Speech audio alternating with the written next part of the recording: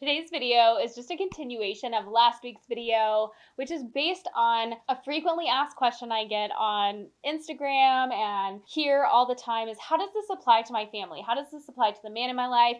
How does this apply to children? And so I thought, let's sit down and talk about kids for a second, even though this is not my specialty, and this is kind of a disclaimer just saying that I don't technically work with children directly, but I do work with a lot of mothers who have shared their wisdom over the years with me, and we've kind of worked together on implementing nourishment for the whole family, because I do think that that's really an important part of a woman's mental health.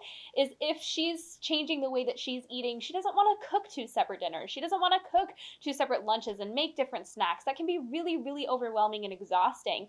And so part of nourishment is learning how to implement this for everyone in our life that it applies to. So some of you are probably still single, and that's great, but for a lot of you, you guys have families. And I wanted to kind of address this just to answer your most frequently asked questions. Welcome back to the YouTube channel. If you're new here, my name is Jessica Ash, and I'm a functional nutritionist and just a general hormone nerd.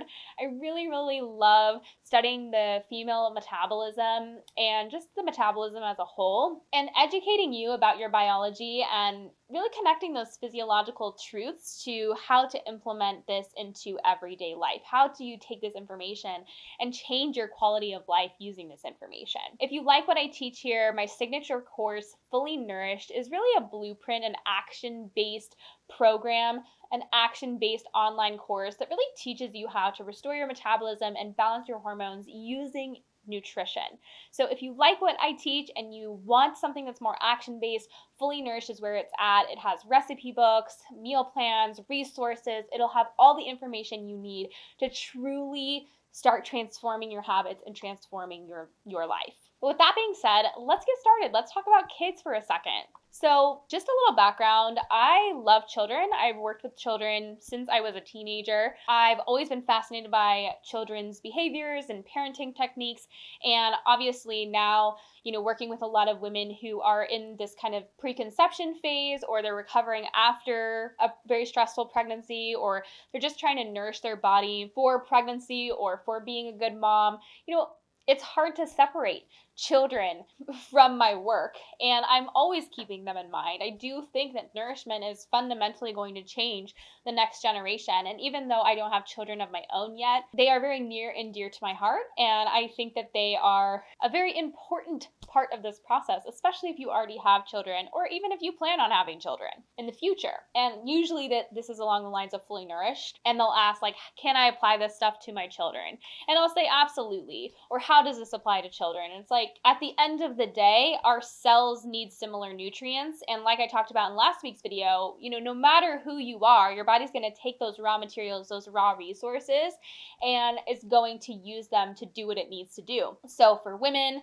it's going to be a little bit different than men. And then that's going to be a little bit different for children who are actively developing. And even if we can't see it with our very eyes, meaning that, they often are growing and getting bigger rapidly. You can only imagine how much nutrients and calories that takes. There are things and processes and developments that we are not seeing behind the scenes. Different things in their brains that are starting to connect. Their nervous system is starting to develop. There are so many things that we're not understanding that is developing. And so sometimes it can be easy to really sweep children's nourishment under the rug, but I am a firm believer that how we nourish children is going to affect how they develop and which genes are expressed, because there's so much research showing how much nourishment and nutrients actually affect the expression of genes. And so that shows me there's a lot of power in making sure that kids get the right nutrients, the right minerals, and making sure they have enough energy to thrive, right? These are like little balls of energy, fiery energy.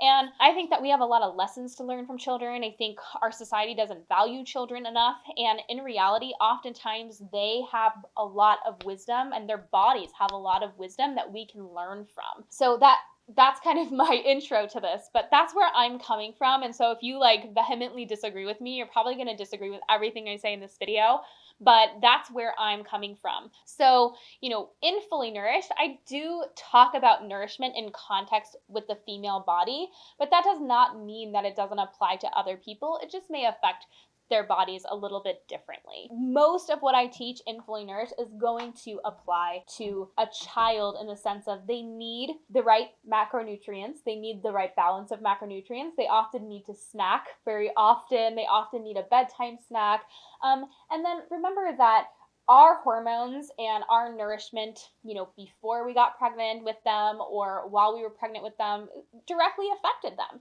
And so, what's done is done, but moving forward, we can kind of look at our own constitution and we'll often see it reflected in them. Or maybe our husband or our partner's constitution is reflected in them. And so you can take a lot of lessons that you learn about your own body and your partner's body and actually apply it to your child's body because they are half them and half you. So those are kind of important things to remember is those patterns you might see them played out in your children as well. And so things that you have learned about your own body, you probably will be able to apply some of those things to your children's body. And just like children need nutrients, they need support, they need a non-stressful environment, they need a safe place to voice their emotions, and remember that they're still developing, and so oftentimes this is going to look a little different on them than it does look for an adult. So a lot of what we learn becoming adults is societal conditioning, and we often are conditioned on what to think about food, we're conditioned on what to think about our bodies, we're conditioned on what we think about our emotions, and these are often things that later on in life we have to unlearn. And so I am a big believer that children are often very wise and we have a lot of wisdom to learn from them, and their bodies often have more intuition than an adult ever will. And I want to remind you of this fact because it can be really easy to get overwhelmed with the knowledge or the facts. Oh, your child needs this nutrient, or your child needs this nutrient, or your child needs this nutrient, or your child needs this, or your child needs this, or your child needs this. But at the end of the day, their bodies often know what they need, even if they can't communicate that to you. And that's our job as parents to, first of all, assess those needs, but also teach them how to assess those needs. It's a beautiful, beautiful opportunity for us because it's often a learning experience for us as well. And so because they're developing so rapidly, we have to remember and practice patience that their needs are going to change from week to week and month to month. This goes for their emotional needs as well as their physical or nutritional needs. And so this is where if you try to control them, it can actually make your life harder. So this is really my first tip, and it is delight in your role as a teacher and step back from your role as a controller. So as you go through Fully Nourished and you learn and you're learning about nutrients, you're gonna find that you're going to naturally start implementing those habits, and they are master mimickers. They're going to be watching you. And so you can rest assured that they're going to learn a lot just from watching you and mimicking what you do. And you have an opportunity to educate them about macronutrients like, hey, this is a protein, this is a carb, this is a fat. You can educate them on, oh, this oyster has so much zinc, and oh, it makes me feel so good, and this beef liver, oh, it makes me feel so good. And you can use it as an educational tool. Maybe they're not actually ready to eat those foods yet, but they can watch you eat them and you can delight in them. And remember, like if you go, I don't like eating this, they're gonna say the same thing. So just keep in mind that they are watching you, and before they even take any action or they're ready to take any action, they just are watching the person that they love the most in this world do it first. And so delight in that role as a teacher. And remember that everything will happen with time, and since it took a long time for you to implement habits with them up until this point, it's going to take a while for them to learn new habits, and that's okay. Meet them where they're at. Also, keep in mind, and this is just a reminder, to emphasize your body's function, not the way that it looks, so that they begin to emphasize their body's function and not the way that it looks, but also so that they can share that with you. It's really important for them to be able to communicate to you on how they're feeling, and also like their bowel movements or things like that. And they're not going to learn how to pay attention to those things if you don't verbally share what you're doing. So just saying, and this really goes into communication. So, say you snap at them and you have the opportunity to sit down with them and say, you know what, I'm so sorry for doing that. I'm actually very hungry. And sometimes I get a little bit snappy when I'm hungry. And so they can learn that, and and then begin to see that in themselves. And so it's just important to remember that you are an educator and your actions really teach them a lot about food and nutrition. And by no means is this my expertise. These are just things that I've observed with my clients and also with just my friends who have kids. And then another thing that I really want to remind you is let their body do its job and learn to respect them and their bodies, which will teach them to respect themselves and their own bodies. What I mean by this is, like I said before, I truly believe that a lot of what we know or we think we know about nutrition and our bodies is often societal conditioning. And so, you probably, if you've taken Fully Nourished or you're just new to this pro-metabolic space or you've been in it for a little while, you probably had to do a lot of unlearning. Well, what were you unlearning? You were unlearning a bunch of stuff that you were taught you should be doing or had to do, whether it was when you were a kid or when you were a teenager, right? You kind of watch other people and you're like, oh, I guess I got to do that, or I got to do that. Or maybe you watch your mom and your dad and they placed importance on other things. So everything that we kind of learned about food that we needed to unlearn, we learned it from an outside source oftentimes. But at the end of the day, a child's body, because it's developing so rapidly and its nutrient needs are changing from week to week, it often has very, very smart and wise intuition on what it needs. And you'll often observe this in a child when they are eating a specific thing. They're just obsessed with this one food for maybe like a couple of weeks, and then all of a sudden they don't even like it. They don't even want to look at it anymore. And you're like, oh my gosh, I figured out their snack, only to find that I need to come up with a completely different snack. And this is because oftentimes their bodies know what nutrients they need and what macronutrients they need more of innately. And so we really want to trust this. We don't want to force them to eat a certain way, but we do want to gently lead them and kind of show them how to eat with what we're eating. And then also just provide them a balanced meal and then watch them and observe them and see how they listen to their body. For example, you can put a protein, carb, and fat on their plate and then just see what they eat. Maybe they'll eat all of it. Maybe they just like one thing. Maybe they just want the other. Maybe this week they'll really emphasize carbs and really be liking a lot of carbs. And then 2 weeks from now, they're going to eat a lot of protein. And so, you have the knowledge to provide that structure and that balance. And then they have that intuition on what they actually need. And it's okay to, instead of fight them on it, actually just learn to respect it and observe it and then lean into it and let their bodies guide how you feed them. And if they're old enough to voice to you what sounds good or what they're craving or what they want, maybe you can implement that into your meal plan for the week or your dinner for the week.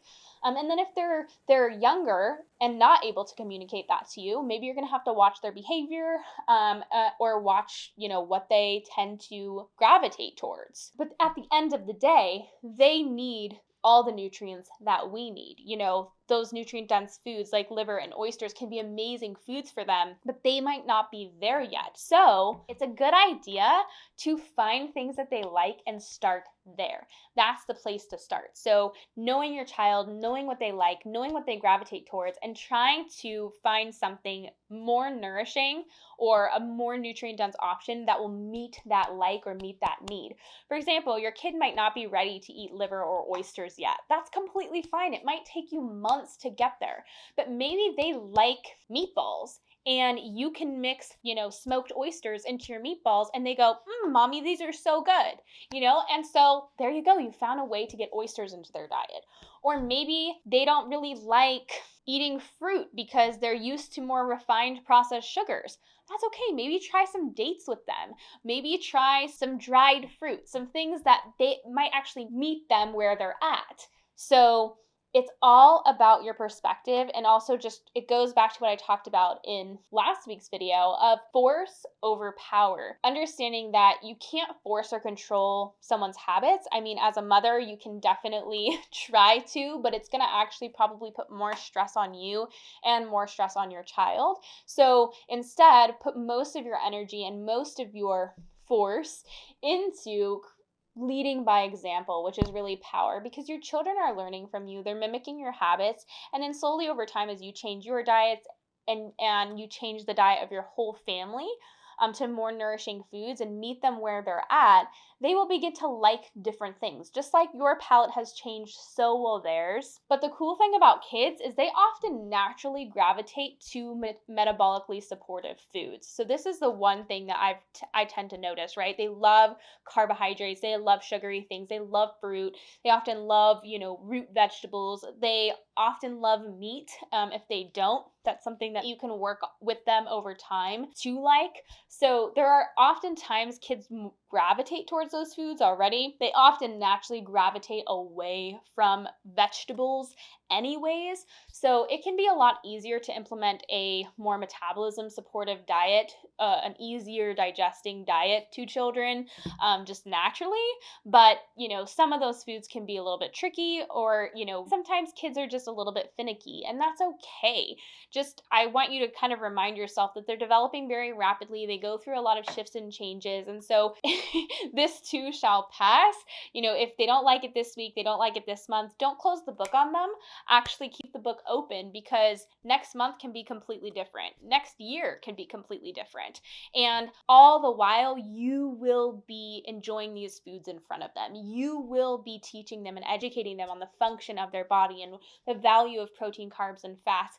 And they will listen and they will learn. Even if it's slow, have hope that over time things change. And remember, those small little baby steps still get you somewhere.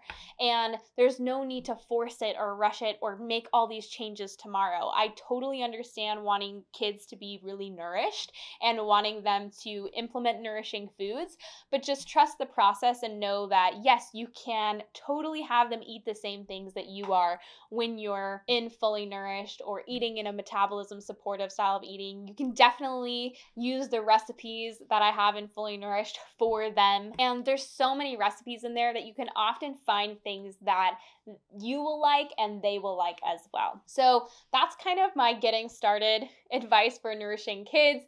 You can definitely implement a lot of the nutrition concepts in there for them. Raw carrot salad's great for them. Gelatin gummies are often great for them.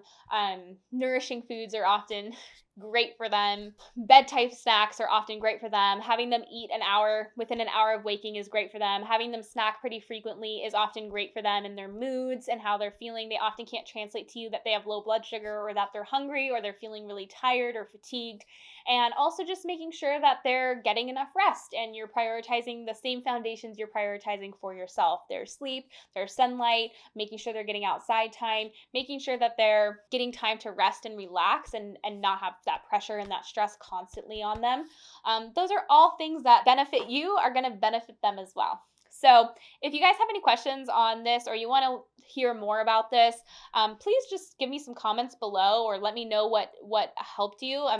By no means do I specialize in children. These are just more observations and little tips and tricks I've learned over the years, but I have collected a lot. And so if that's something that interests you or you want me to talk more about, let me know in the comments below, and I'll see you next week for another video.